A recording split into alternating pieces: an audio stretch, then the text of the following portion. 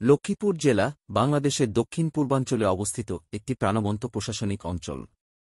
৩ March ১৯৮৪ সালে প্রতিষ্ঠিত, এটি দেশের নতুন জেলাগুলির মধ্যে একটি।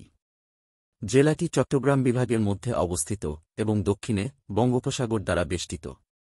জেলা সদর, যার নাম লক্ষ্মীপুর, এই অঞ্চলের একটি গুরুত্বপূর্ণ নগর কেন্দ্র। ভৌগোলিকভাবে লক্ষ্মীপুর জেলা এর বৈচিত্র্যময় প্রাকৃতিক দৃশ্য, সমভূমি, নদী এবং উপকূলীয় এলাকা জুড়ে রয়েছে। মেঘনা নদী বাংলাদেশের অন্যতম প্রধান নদী, এই জেলার মধ্য দিয়ে প্রবাহিত হয়, যা জমির কৃষি উর্বরতায় অবদান রাখে। উর্বর মাটি এবং অনুকূল জলবায়ু কৃষিকে একটি উল্লেখযোগ্য অর্থনৈতিক কর্মকাণ্ডে পরিণত করে, যেখানে ধান, পাট এবং বিভিন্ন ফলের মতো ফসল চাষ করা হয়। বাংলাদেশের বৈচিত্র্যকে প্রতিফলিত করে এমন ঐতিহ্য ও রীতিনীতির সংমিশ্রণ সহ জেলাটি তার সমৃদ্ধ সাংস্কৃতিক ঐতিহ্যের জন্য পরিচিত।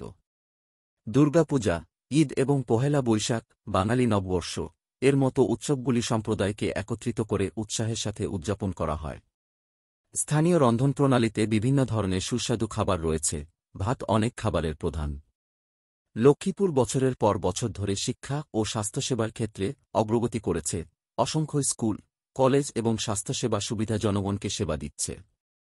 জেলাটিতে মন্দির এবং মসজিদ সহ বেশ কিছু ঐতিহাসিক এবং ধর্মীয় স্থান রয়েছে, যা স্থানীয় এবং পর্যটক উভয়কেই আকর্ষণ করে। লক্ষ্মীপুরের উপকূলীয় এলাকা প্রাকৃতিক দুর্যোগ, বিশেষ করে ঘূর্ণিঝড় এবং জলোচ্ছ্বাস সংক্রান্ত চ্যালেঞ্জের সম্মুখীন।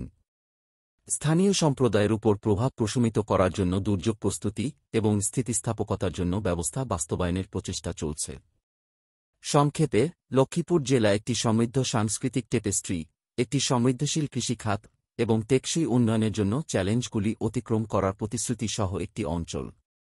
এটি ক্রমাগত বৃদ্ধি এবং বিকশিত হওয়ার সাথে সাথে জেলাটি বাংলাদেশের গতিশীল ল্যান্ডস্কেপের একটি অবিচ্ছেদ্য অংশ হিসাবে রয়ে গেছে।